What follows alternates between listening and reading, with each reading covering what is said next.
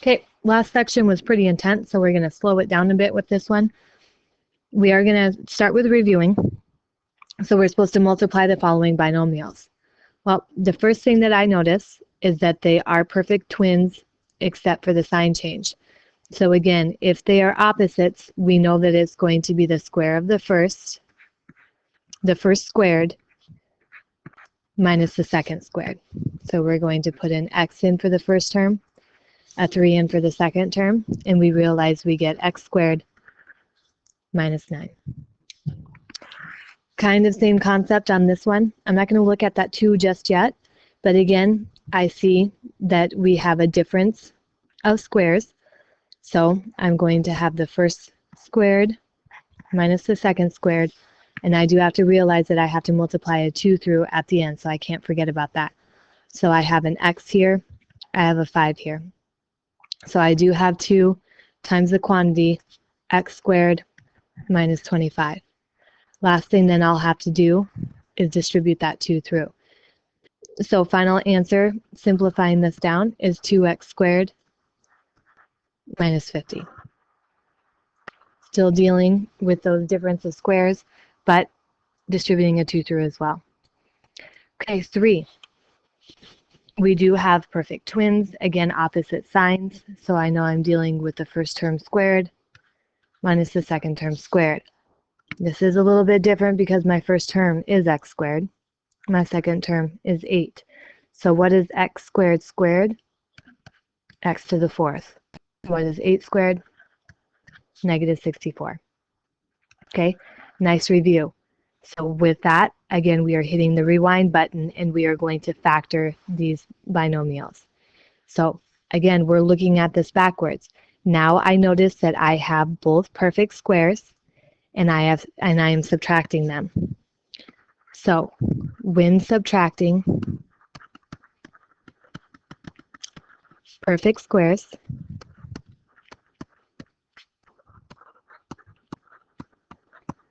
the outcome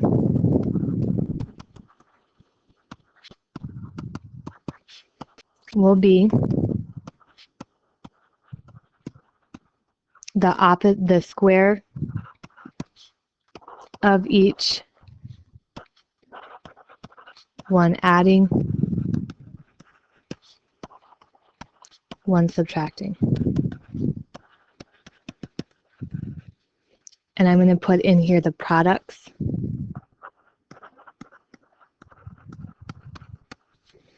Okay, because of that, let's look at how this works. So again, when subtracting perfect squares, I see that subtraction sign, I see that they're perfect squares. The outcome will be the product. So here's my product of each, one addition and one subtraction. So that's how we're always going to set these up. What we put inside is always going to be different because again, we are going to take the square root of x squared, which is x. Then we take the square root of 36, which is 6. Okay, does that work? Yep, because we have x squared and then we have minus 36. Okay, so again, we have to make sure that it tests that they are both perfect squares and we are subtracting them. So looking at 5, that doesn't look like a perfect square to me, but I do notice that they have a 3 in common. So I'm going to go ahead and distribute out the 3. 3x squared divided by 3 is x squared. Negative 27 divided by 3 is negative 9. Now, do I have a difference of squares? Yes. So again, I follow my rules. I am subtracting perfect squares. So I know that I'm going to have 2 binomials, one addition, one subtraction. And then a lot of times I just say, well, the square root of this is x. The square root of 9 is 3. And I know that that's what goes in each one of my binomials. On this one, I cannot forget that 3 that came out front. So notice again, I just kind of hit the reverse button on the same concept of number 2 here. Okay. Looking at 6. A little bit different because this is an x to the 4th. Is that a perfect square? Yes, the square root of x to the 4th is x squared. The square root of 81 is 9. So again, A lot of times I like to write those down so I can stay focused on what I'm looking for in there. Okay, so again, I'm going to have two binomials, one addition, one subtraction. I have x squared in 9. I have x squared in 9. Well, look at this. We saw that x squared minus 9 actually can keep factoring. So I have a difference of squares again. This, I'm going to change colors so we understand the different step here. The square of x squared is x. Square root of 9 is 3. So this piece right here, I can actually factor further. I have an addition, I have a subtraction of an x and a 3, and x and a 3. Can I factor x squared plus 9? No, because again, this is a difference of squares. So that piece has to stay as x squared plus 9.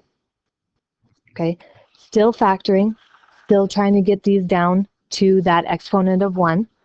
Okay, just looking at some different type of fancy equations, those special products that we had talked about. Okay, so with that, let's look at these last ones. What value can x be in the following binomials in order for the equation to equal 0? So again, we're trying to figure out what we can put in for x. Well, two different ways that we can do this. We can realize that they're difference of squares. So realize that I'm going to have two binomials with x and 4, one addition and one subtraction. And if I'm setting that equal to 0, remember the rule is set both of them equal to 0. We end up with x is negative 4 and x is positive 4. Okay, another way that we can solve that is just old school solving. If we had x squared minus 16 equals 0, I could add a 16 over. X squared equals 16. How do you undo a square? You take the square root of it. Okay, so what is the square root of 16? 4. The only problem with this is what times what can give us a positive 16? Well, no, sorry about that. What times what can give us a positive 16? A positive 4 can, but also a negative 4. Negative 4 times negative 4 is a positive 16. So the way that we could write this is plus or minus 4. Which, look at this, we have a positive and a negative 4. Do get used to seeing this. This just means both the positive and the negative of that term. All right, let's go ahead and keep on going with 8. Again, we want to set this equal to 0 and see what happens. I see that they have a 2 in common, so I'm going to go ahead and factor out that 2. X squared minus 4. Then I realize that this is a difference of squares. So I know that the square root of x squared is x. I know the square root of 4 is 2. I know then that I'm going to have two different binomials with x and 2, one positive, one negative. I know that that's set equal to 0. Okay, following the rules, x plus 2 equals 0, x minus 2 equals 0. Here's a question. What happens to this 2 out here? Do I have to distribute that back through? No, because if I did, all I would have to do, that would end up as a 2, bear with me with this, it would be 2x plus 4. I would subtract a 4 over, negative 4. I would have to divide by this 2 and get negative 4 divided by 2 is negative 2. Or I could just subtract this 2 over and find out that x equals negative 2. So if you do factor out a constant when you are solving, it really just kind of fades away. We do not need that. All it's doing is just making us have extra steps to solve for. So we know x could be a negative 2, but x could also be a positive 2. Notice when we are solving for difference of squares, we are always going to have a plus or minus the same problem. Okay, looking at 9. If we set this equal to 0, I think we kind of have a problem. Because remember, we are dealing with difference of squares and there's an addition sign there. Okay, so there's no way to factor it. So let's go ahead and try the old school way. Let's subtract a 16 from each side and get x squared equals negative 16. And then again, to try to get rid of the square root, I'm going to go ahead and take the square root of each side. Well, if you plugged the square root of negative 16 in your calculator, it's going to tell you an error. And the reason being, this is asking what times what times itself gives us a negative 16. Well, no number times itself is going to be negative. This does not work. So what values can x be? No values. There's no way that we can factor this. There is no number that we can plug in there that will work here. Okay, so difference of squares. Even though this intro took a little bit of time, pretty simple concept, so we should be able just to cruise through the notes and vocab for this section. So go ahead and get them out. Okay, here we go. Objective is to still solve those quadratic equations by factoring and writing those one variable quadratic equations to represent those real world situations. Our factoring just happens to come in a different type of factoring where we're solving those difference of two squares. They show that good key concept, which is what we went over in the intro. So let's move on to example 1. Again, factoring each polynomial. The very first thing that I notice is that I am subtracting. Then I go ahead and I look at each of these terms. I have 4 different concepts that I have to look at here. Are all 4 of them perfect squares? Yes. So I go ahead and look at this. The square root of 16 is 4. Square root of h squared is h. Square root of 9 is 3. Square root of a squared is a. So that is what is going to go. 4h will be my first term in each binomial. 3a, second term. I know 1 is addition, and I know 1 is subtraction. And again, why is that? Why do I have 1 addition, 1 subtraction? Because that is going to eliminate that middle term in this polynomial. Okay, B, let's see if this works. Again, knowing our factors really does help because I know that the square root of 121 is 11. Square root of 4 is 2. Square root of b squared is b. So since I do have a difference there, I know first term 11, second term 2b, 1 addition, 1 subtraction. Doesn't matter which way I put that addition subtraction. No, because remember multiplying is commutative where we can flip-flop them and still be okay. Okay, let's look at C. I see the subtraction, so I'm hitting the first step, but I don't see some perfect squares in there. So must be something that we can distribute out to start with. Let's go ahead and try that first. I see they both have a factor of 3. I also see they both have a g in common. So I'm going to distribute out a 3g. 27 divided by 27g to the third divided by 3g is 9g squared. Minus, I got rid of all of that, so again, minus 1. Okay, did that help me out with perfect squares? It actually did, because look at this. Square root of 9, 3. Square root of g squared, g. Square root of 1 is actually just 1. Okay, so knowing that I have 2 binomials with 3g and 1 addition, 1 subtraction, and don't forget the 3g that we distributed out earlier. Remember in the intro, I said we don't have to worry about that 2. If we are factoring, we have to make sure to include every piece because factoring is just getting that practice for that. Okay, guided practice 1. Go ahead and give it a shot.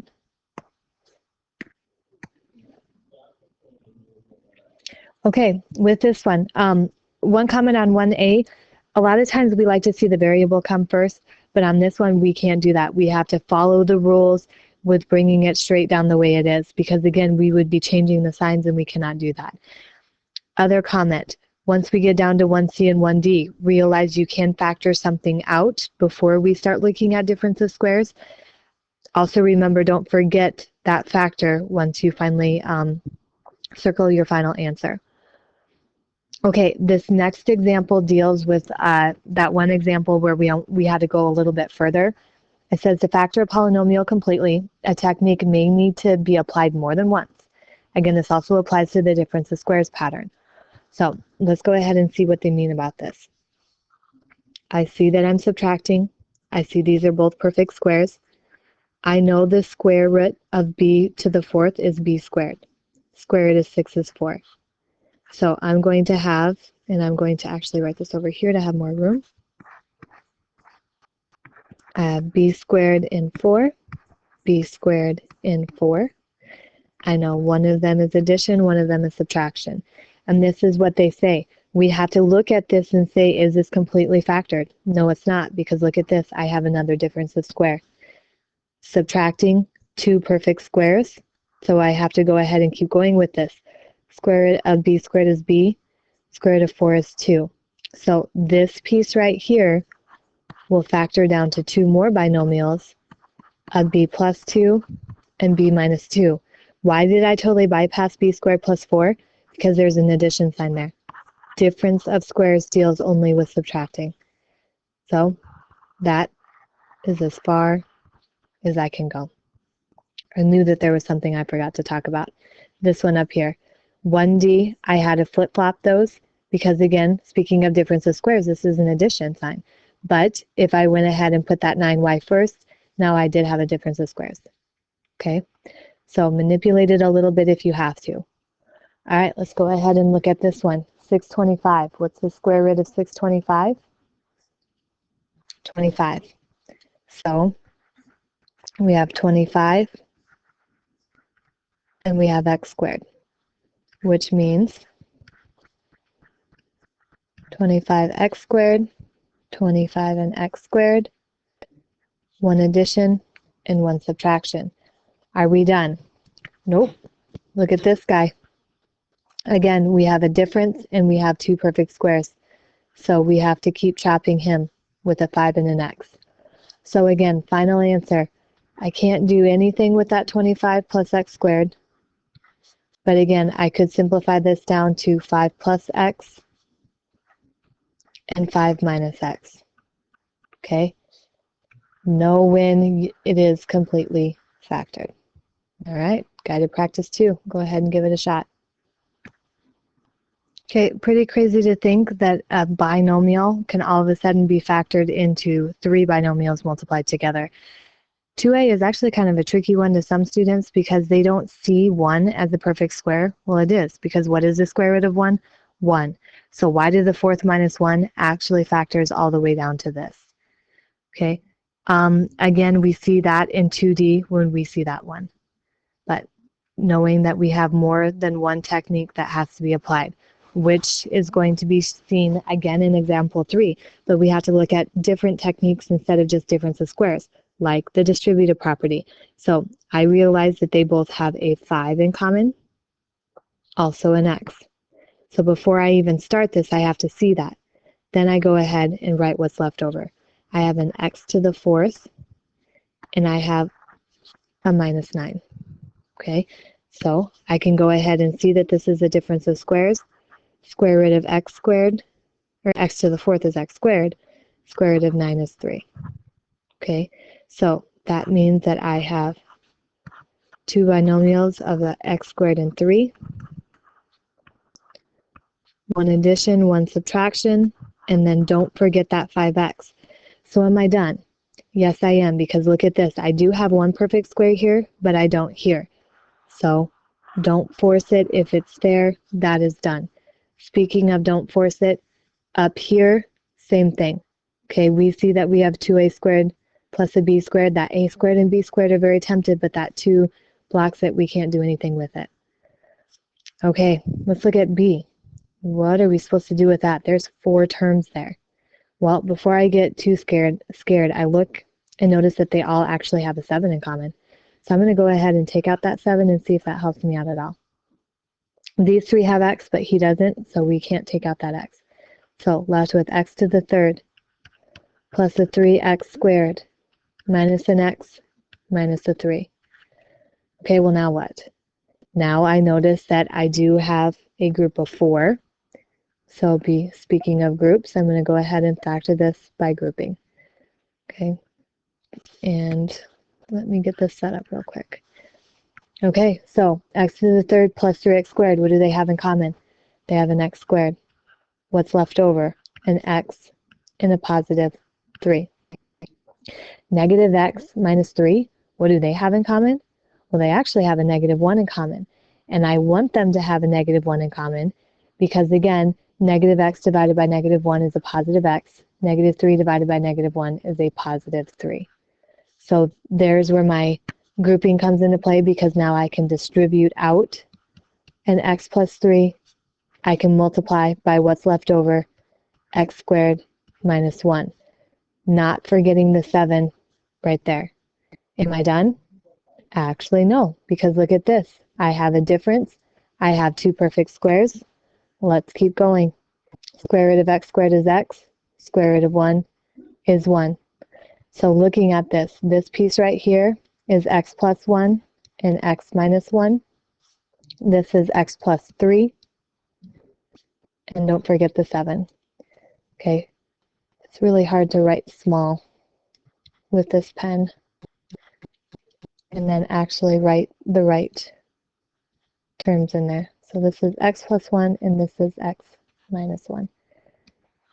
Okay, why? Again, why do we do that? Because if we set this equal to 0, very extremely hard to figure out what we could plug in for x in order for this to cancel out and equal 0. Here, now we can see it a little bit more clearly. Okay, that is the reason why we do this type of crazy factoring. Okay, go ahead and try guided practice 3. Okay, these are actually great type of problems because it does really get us reviewing many of the different types of concepts that we've been dealing with. Difference of squares, distributing, down here, factor by grouping. Here, realizing that sometimes we have no difference of squares, so we just get kind of a weird type of answer. All right, now we're down to actually solving the equations, trying to figure out answers to these solutions. So in the equation, y equals x squared minus 9/16, which is the value of x when y equals 0? So they're trying to have us solve this. So again, we have x squared minus 9/16 equals 0. Step number 1, set it equal to 0, which we did. Step number 2, factor. Even though this is a fraction, do we have perfect squares? Yes. Square root of x squared is x. Square root of 9/16 is 3/4. So we have two binomials, x and 3/4, x and 3/4, one positive, one negative. Set those equal to 0. And last step is we set them both equal to 0 and we solve. Remember that when we're dealing with difference of squares, we're always going to have one negative value and one positive value. Okay, so which is the value? 3/4. Okay, so again, one more little problem of actually setting these equal to 0 and solving, finding those solutions that are a solution to these equations. Go ahead and try guided practice 4. Okay, really pretty amazing to think that actually 3 values can be plugged in for x to balance this out. 3 values can be plugged into here in order for this to equal 0. Okay, on this one, this was a little bit different than last time when we distributed out that 2, because when we distributed out a 2, there was no variable involved. Here we took out a variable. Because of that, that now becomes a solution because there's an x attached to it. We found x. X is 0 in that situation. X is negative 5/3 and x is positive 5/3. So sometimes, as crazy as it is, we could have 1, 2, 3, even more than that, but I think 3 is probably where we're going to stop with this. Okay, but again, difference of squares, still finding x, which is the story of algebra life, but finding it in a special circumstance under difference of squares. Okay, go ahead and try the assignment for this section.